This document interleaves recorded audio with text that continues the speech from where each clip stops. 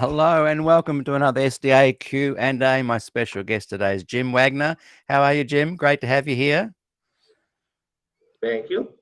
And I've got no idea what was going on with the color there in our intro. For some reason, it was very poor quality and orange and a bit crazy. But anyway, that's the joys of going live. Now, before we get into our fascinating conversation, I've been looking forward to this ever since we first connected. We're going to be talking about Walter Ray, your involvement with him, Prexad, the Ramek kind of, what would we call him, a paid apologetic for the Adventist Church, hired to discredit any accusations of borrowing and plagiarism. So you're in the middle of all of that. So we're going to be chatting about that as well. So it's going to be a great conversation. And thanks everyone for watching. We've got a really good audience building here today. And someone has written, who is this? Chris Tucker. Thanks. I like the groovy music. Thank you very much. I did put that together myself, but every time I play it, I sometimes get a copyright strike. I don't know why.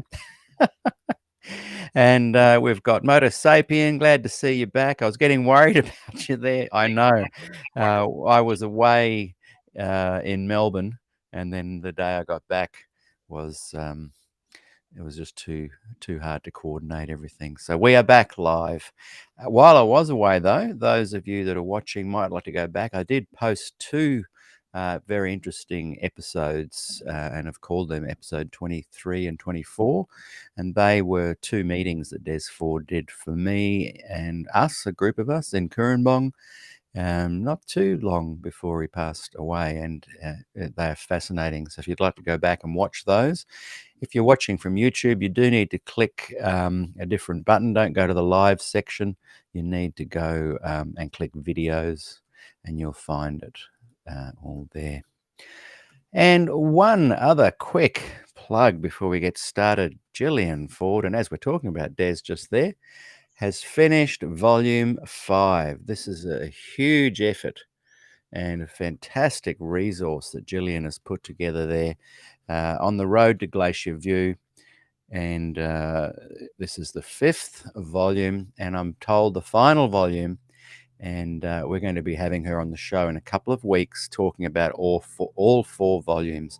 And it's a great read filled with letters, photos, Q&As, never before released material. It is an absolutely fantastic read. And I think that's about all the announcements. So this book, you might recognize the cover there, Jim. This book, Sure what do. we say, Through the Cat Amongst the Pigeons. A lot of people say, can you stop attacking Ellen White? I'm not attacking Ellen White. I'm just scrutinizing truth. I think you should be able to ask questions and find answers. And people, that's all we're doing really, is asking questions and seeking answers. So, Jim, you knew Walter Ray, the author of the book we just held up there, and tell us how you knew him. Let's start the ball rolling with that. He was my pastor. I was a member of the Long Beach Seventh-day Adventist Church. He had been there. I honestly don't remember how long. When he held a meeting in September of 1979, where he first presented the borrowing. He did that in our church. And I was overwhelmed. It was just so, I had just graduated from law school, so I knew good evidence when I saw it. And his evidence was just outstanding. I asked him what I could do to help. He was asking for a meeting with the church, and he wanted me to help him prepare for that. And I was at the Prexad meeting in January of 1980. Can you tell us a bit about Prexad? What does it stand for? What was it? Was this the meeting he'd hoped for? I'm not saying the outcome, but was it what it was? Was it what he had hoped for, this meeting? Well, Who am I supposed to be saying was looking for which outcome? The churches were looking for their outcome, and Walter was looking for his. Well, I before we get to the outcome, he wanted a meeting with the church. Was this that meeting?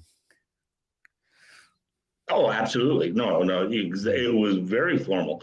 He had been sending his material, I guess, all throughout the 70s to the White Estate. I've over 10 years of as he learned things, he would send it to them. He played by the rules. Walter's idea of a sermon before all of this went down, he would literally have 6 or 7 Ellen G. White books with him up on the podium. When he preached Ellen G. White. He knew her backwards and forwards. As a result, he was able to make 2 compilations of her quotes that were sold at the Adventist bookstore for years. And that kind of pissed off the White Estate too, because he was the one that was using her quotes, but that's another story. Yeah. So tell us what Prexad is, and a little bit building up to the meeting and how you were involved. It was an official committee of 18 people, had White Estate people, a lot of scholars, a lot of church politicians, 18 of them. We met in Glendale in January of 1980 to evaluate Walter's evidence of whether or not there was more borrowing than the church was admitting. It was a very factual question. And what did Prexad stand for?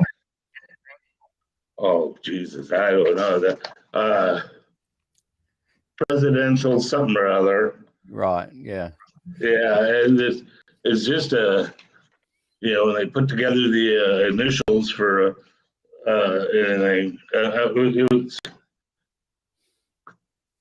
I honestly don't remember that. That's one question I didn't expect to get asked. That's all right. I just thought everybody called it that. Someone will tell us in the comments. Good. A minor detail. So 18 people were there. What kind of people were represented? Well, that's what I tried to tell you. A lot of scholars, including Mick Adams, was there. I remember Graybill being there, but his name's not on the 18. As I recall, one of these 18 couldn't make it, and Graybill filled the slot. It was 40-some years ago. I mean, I could have easily misremembered that. Robert Olson was in it.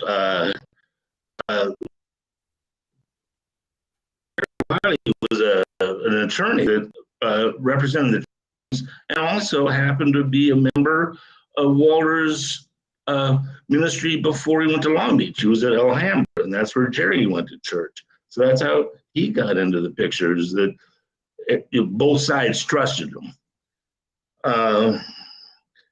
See who else is there? Jack Provence was there. Jack Provence is just a superhuman being that everybody in Southern California knew.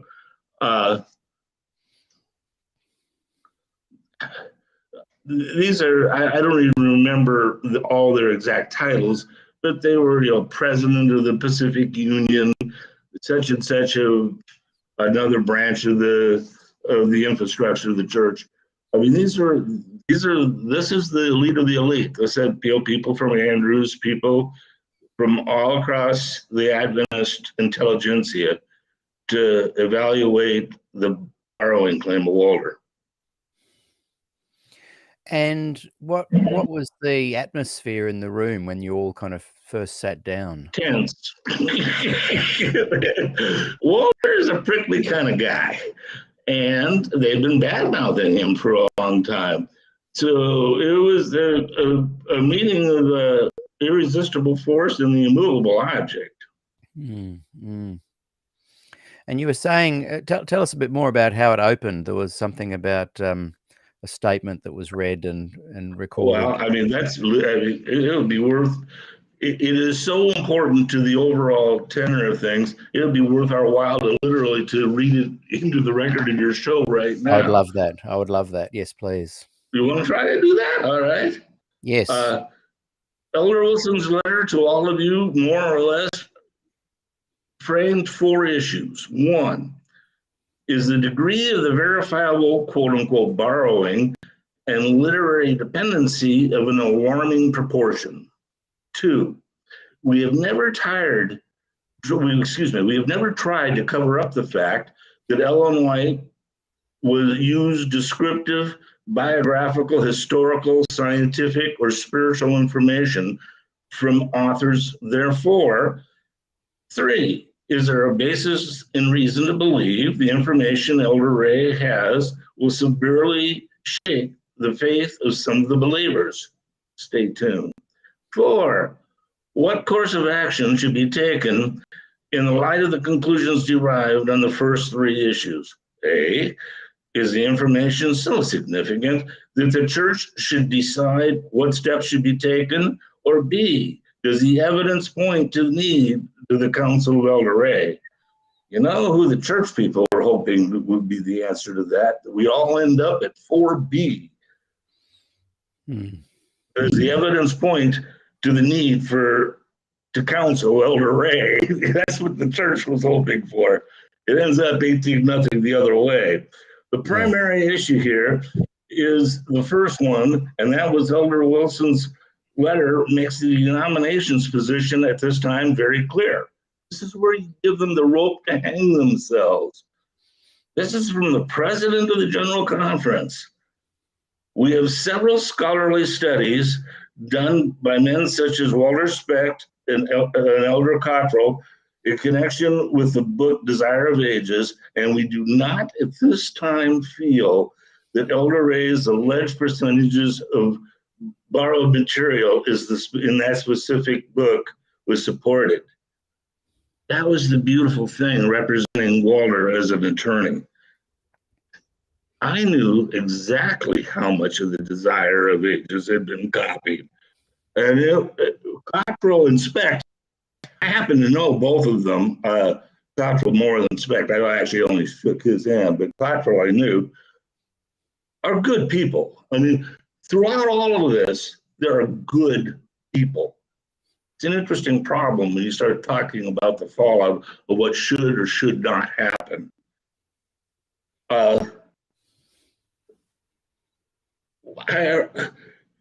Wilson didn't know it. He thought that he was giving the church wiggle room. I said, you want to call it that? We'll call it that.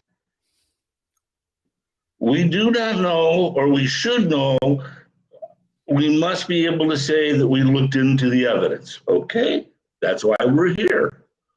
We don't know, we should know. C, the burden of proof is an Elder Ray. God, was I looking forward to that one.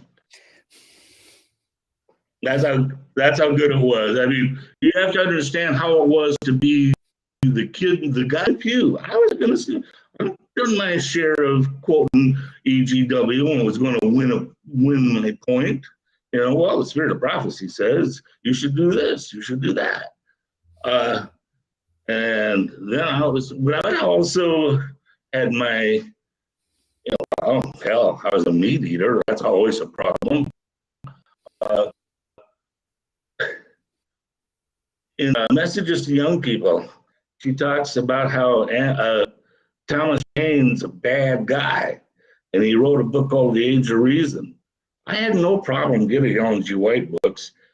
It took me years to find Thomas Paine's Age of Reason. It's actually quite an extraordinary book. But what intrigued me about that is at the same time I was raised to be very Adventisty, I was also raised to be very patriotic, for want of a better term. And Thomas Paine was supposed to be a guy when you're in the school, be patriotic. You know, you're an American. Thomas Paine is a real important guy. In fact, he made Ellen G. White possible.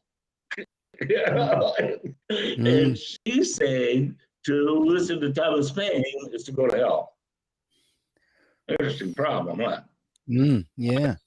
I'm sorry. I do this all day. You caught me in the middle of a cocktail. I can finish reading this, or we can, you can. You keep on going. Keep reading.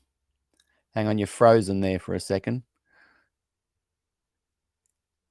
Until you unfreeze, I just Chris has asked about Ramek, and I've just mentioned to him that we will get back to Ramek very soon. We will get to Ramek soon.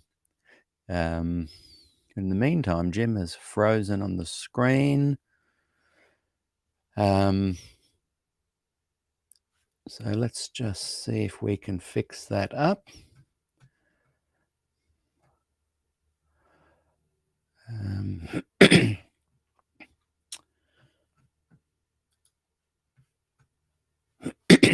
So we've lost, this is the joy of going live. Sorry, everyone. We've lost Jim. He will click that link in a moment and be back with us. So, yeah, those that are just joining us, Jim Wagner is my guest today, and he knew Walter Ray, was Walter Ray's friend and attorney, and was there on the ground during this very interesting time. So, apologies, everyone. We'll see what we can do here. Just going to resend an invitation. Good to be back, by the way, everybody. As I mentioned, I was away in Melbourne for a week, and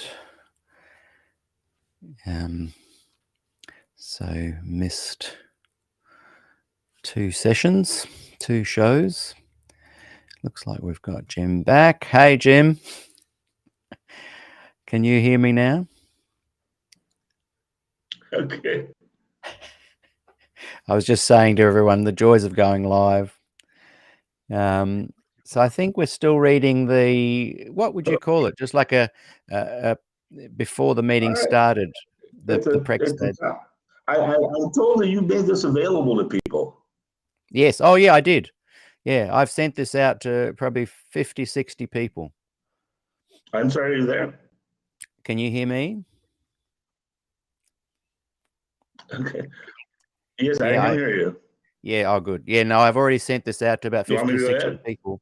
But I think the reason we're reading it here and really redoing some of the resources we've already sent out is so we actually have it here on the video as well.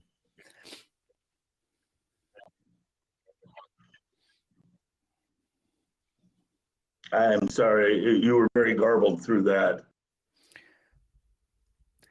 Looks like we've lost Jim again. And it's good to see Chris Lucas has just joined us. Hi, everyone. Hey, Chris. We're just having some trouble here this morning getting Jim connected.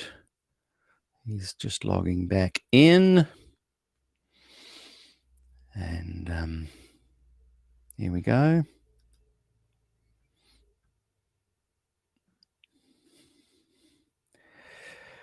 And we are back, I think. And I think we're back again, Jim. I apologize for rambling. As I had told Peter when we were first connected, I haven't touched this stuff in 30 years. And hey, you're not rambling. What's good about this show? It's a conversation. Okay, all right. Yeah. Well, so then we were in the process of making the rules by which the committee was virtually guaranteed to find Forest 18-0. We put out, and it's still what I've been stunned by just the last couple of days I've played with, off of your sites to see just how topical this stuff still is so many years later. It's kind of floored me, as I said. I've been away for 30 years.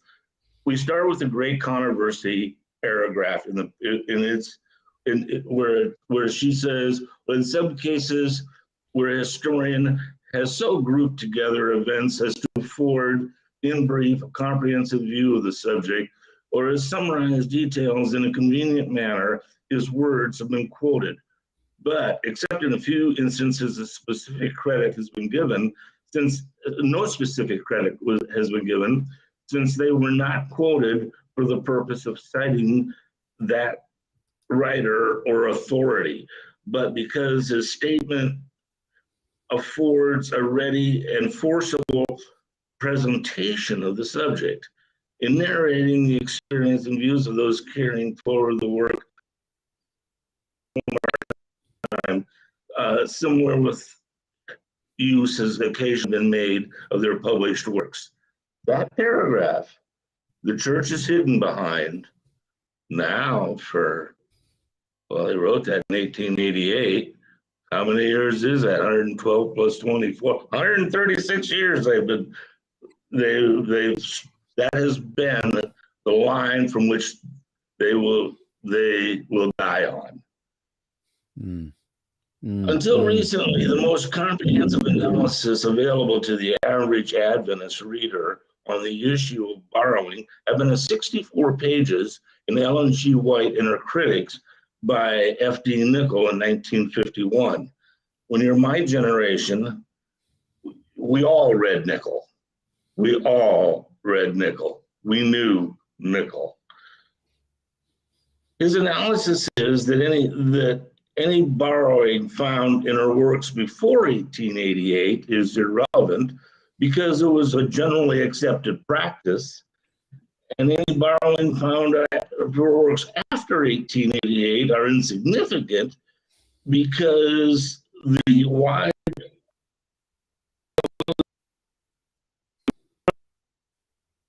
statement, the one I had, was her becoming.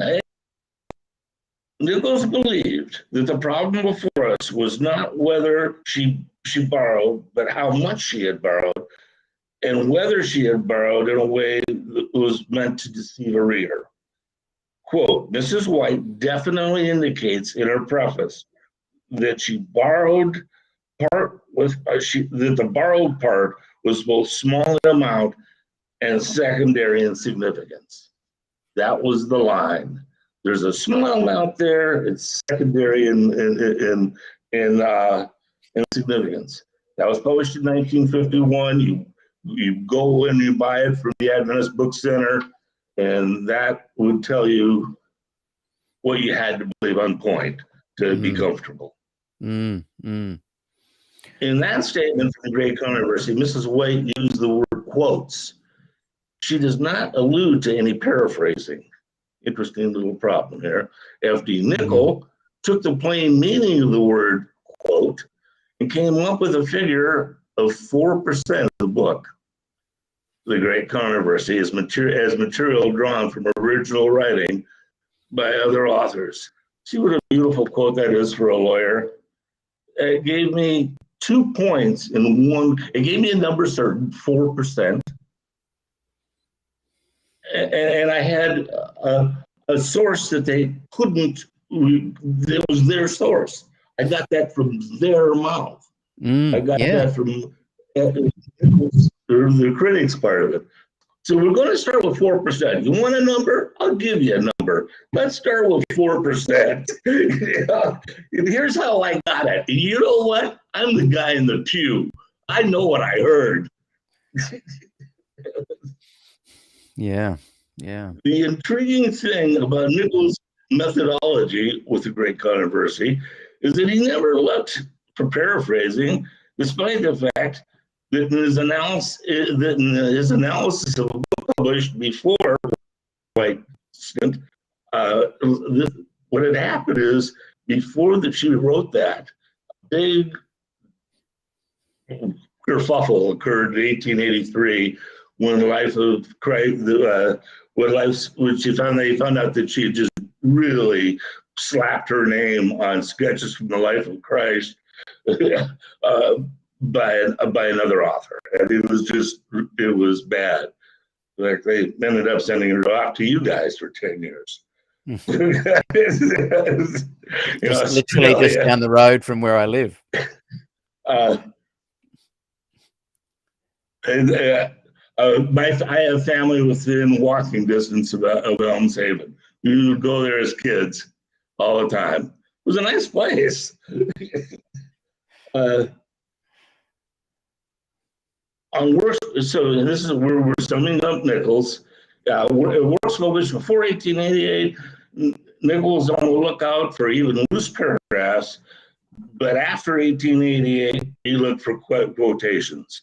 No matter how you answer Nichols' question, did she borrow in a way as to deceive the reader in terms of intent, or whether we agree with Elder Wilson that we have not tried to cover it up? The fact of the matter is,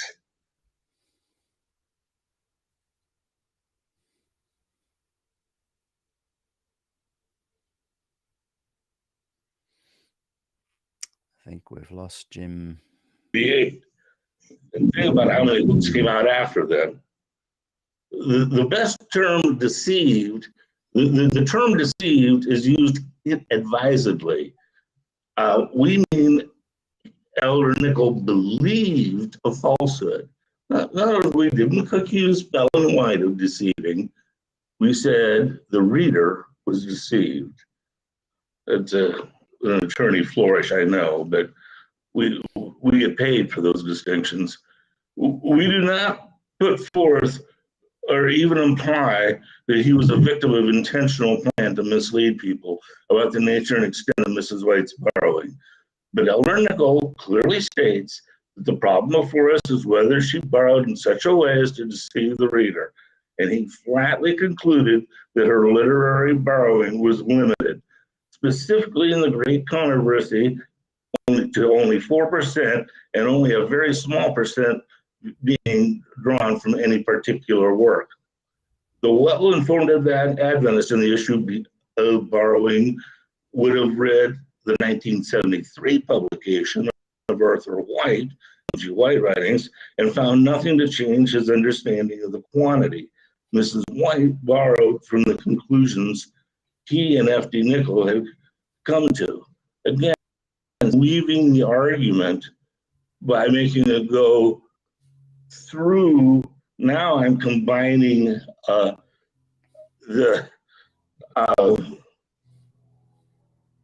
Nichols stuff, that 4%, with where they're trying to get a little bit of expansion. This whole 1979 point is that they're trying to come across with how we've been really candid all along about how much borrowing there's been. That's what they were trying to say. Exactly what they're trying to say. So I asked him Walter looked those 18 people in the eyes, and he said, do you believe the hypothetical typical Adventist would dare to deduce that entire chapters of the Great Controversy are abridgments of other authors? The chapter upon consecutive chapter, Ellen White used other sources for her structure, ideas, and utility, their words. But the typical Adventist would probably deduce, would improbably deduce, is the verifiable things of persons with inside information. Two important lines of thought spring from this fact. One, having inside information does not guarantee to see the truth, quote unquote. It's important to remember that F.D. Nichols had every bit as much cooperation from the trustee.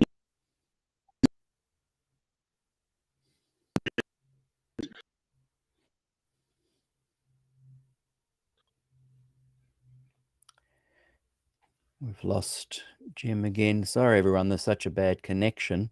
There's some gold in what's being said, and it's worth persevering. We'll continue to try for a little while longer. if we continue to have the problem, though, I think we'll try for a reschedule and call this part 1 introduction. And I may even post over to Jim a microphone and a webcam, because I think what he's saying is such an interesting thing and an important resource. He was there with Walter Ray at this Prexad meeting in 1980, and he was there unpacking this information that Walter Ray had found about borrowing and copying and the plagiarism allegations he'd made. And the church was saying, well, we've known about this all along. And so they were trying to smooth it over and minimize it. And Jim's just trying to get back in now. And I think he is here. Hey, Jim, back again. I don't know. Did I get cut off? Yes, you got cut off there. I'm even. Look, there's a lot of people even asking questions, and we've got a big audience. I'm wondering if you and I should try and you ask away. I'm sorry to carry on like that. As I said, what you are saying is perfect, and there is nothing wrong with the content. It's the technical issue. There's lots of gurgling and jumbling of the audio and the visual, so it's nothing to do with what you're saying. It's purely a technical issue. Yeah, no, this is gold. What you're saying is amazing. And I was just saying to everyone while you dropped off there that, you were there on the ground at this Prexad meeting where they were claiming, oh yes, we've been addressing this for years. And it struck me that what you knew and what you were presenting even then, the conclusions you had made would have saved them 8 years of funding Fred Veltman's research project, because the conclusions were identical at the end of his. That funding came from that. Part of their conclusions involved funding Fred. Yes, I got a letter from Fred here somewhere around here. Walter, let's just say, Walter, it was very interesting. I had a very interesting experience through you in the last couple of days about Fred Veltman. Yes. Walter and I, when we went through those 18, and we knew several of them. We didn't know several, and we put out our feelers. What do you know about this person? What do you know about that person? And we ended up with several of them we never knew anything about. Anyway, Veltman was one that we both came to conclusions, both from people we knew, but neither one of us had met him. We weren't expecting much. And that really colored the way communication went from them. Then you introduced me to Steve Daly, and he said Veltman was one of his favorite people. In fact, I think he said he was singularly his favorite professor at PUC. And in the course of running out, I bought his book and ran through some of his footnotes. And lo and behold, another person that I knew and respected said, wow, Veltman was one of my favorite guys. But Veltman got his funding because of that committee. Yes. They voted 18-0. The Walter startled everybody. But thank him, and we'll take it from here. And literally, I mean, there's a formal note somewhere in somebody's meetings, some corporate file somewhere that say the church officially thanks Walter Ray for presenting this information, but now we're going to take it from here. Yeah. And what they meant by that, they then funded Veltman. And Veltman took, as I recall, something like 8 years to get through half of Desire of Ages. 8 years, yeah. 8 years and 15 chapters only. Yeah, in other words, he fulfilled Walter's, in my view of him. Yeah, that's what I'm saying. They could have saved themselves all that money by just going, oh, correct. Your conclusions are the same. They then did try and water down the conclusions, and the way they released it was a little bit shonky. The full report was only made available to those in Ministry magazine that were subscribers, or you could buy it for about $500 back in late 80s, whatever it was. And then in the main realm where they released it, they were like, oh, phew, we've discovered that only 2% was actually copied verbatim, and that was it. And they put it under the carpet ever since.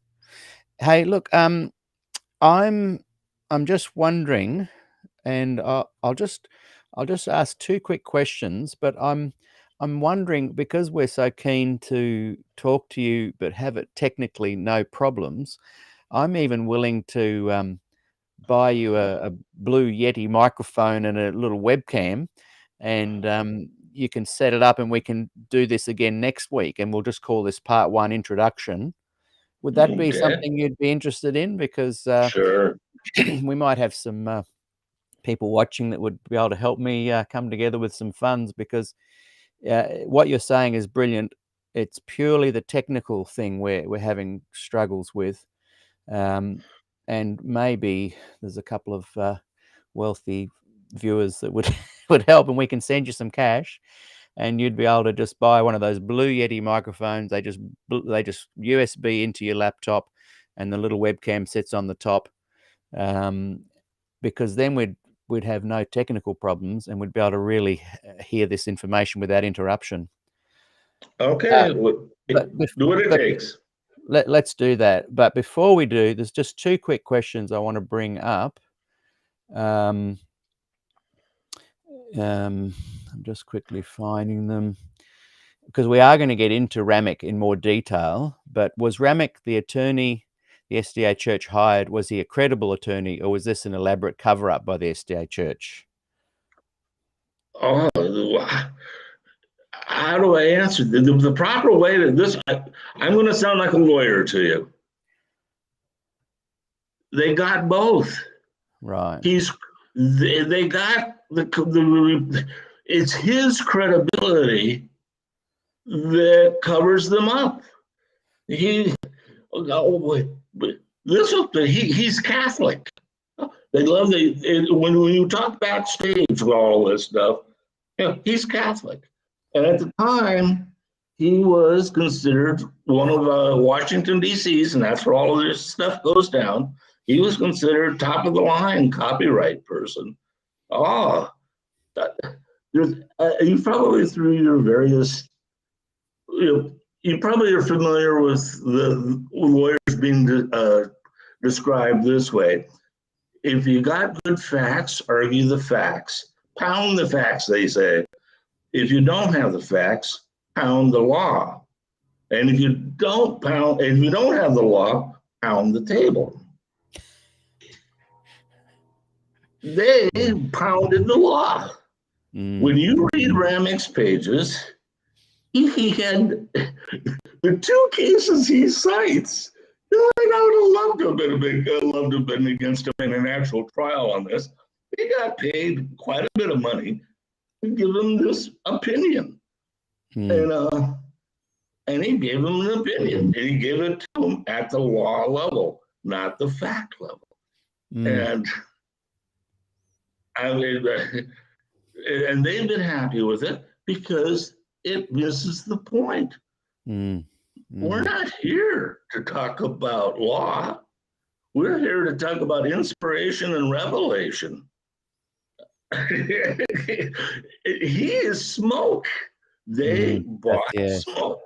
Yeah. And he's worth every cent. It's solid, it's well written. I mean, there's a reason why he's where he was. He's a very good lawyer. Yeah, he was clever. Yeah, I was watching a interview or a podcast, and Colleen Tinker was on it, I think former Adventist Foundation, and she was saying, yeah, the main point was that she had claimed this had come from God. Exactly. If you want to get into the finer details It had of nothing to do with copyright, copyright. yeah, He gave a yeah, copyright. This will stun you. God forgot to copyright everything. yeah. So that last question was from Chris Tucker. This is from Robert Lindbeck.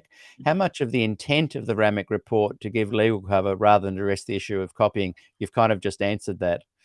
Yeah, I how much of the probably did. intent? Yeah. Yeah. Thanks, Yeah. Robert. And someone has just answered what the Prexad was as well. President's There Group of you go. Administration. There you go. Isn't it sexy? Yeah, they Right. all come out like that. Motor Sapien has said here, yeah, definitely interested what's being said, just can't actually hear it properly. So that's kind of confirming. Okay. And someone else has written, yeah, you're right, Pete, this is gold. So I think that's Dave.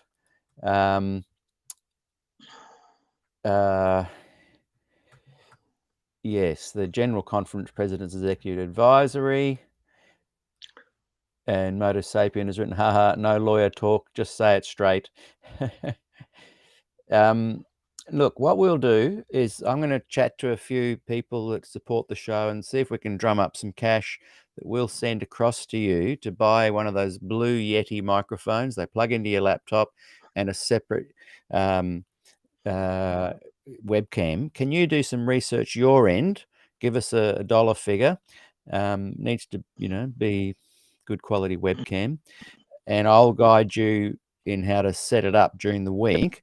And one big bit of homework for people, one quick bit of homework for people is please send me your email in the Facebook group or write to me on YouTube, and I will send you a heap of resources that Jim has sent me. I've already sent out a bunch, but I know many of you would really enjoy doing some homework before we have the interview next week.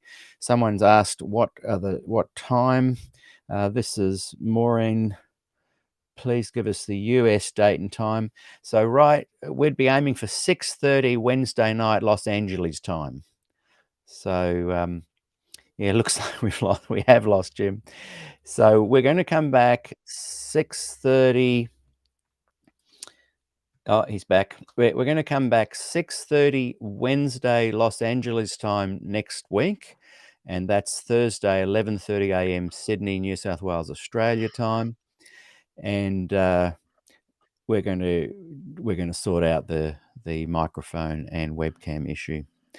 So we'll say farewell, everyone. Now, thanks for the brief introduction to what we're going to talk about there, Jim. And we'll say goodbye to everybody.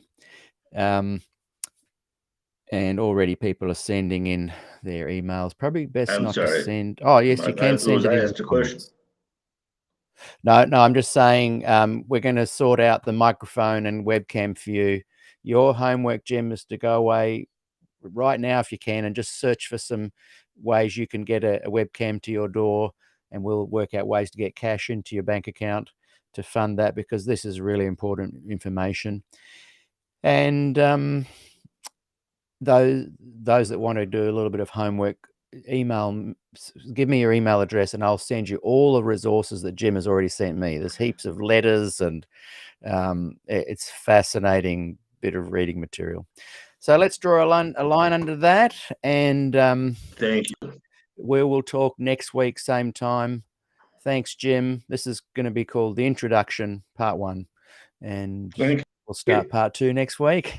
Thanks, everyone, and we'll talk to you very soon.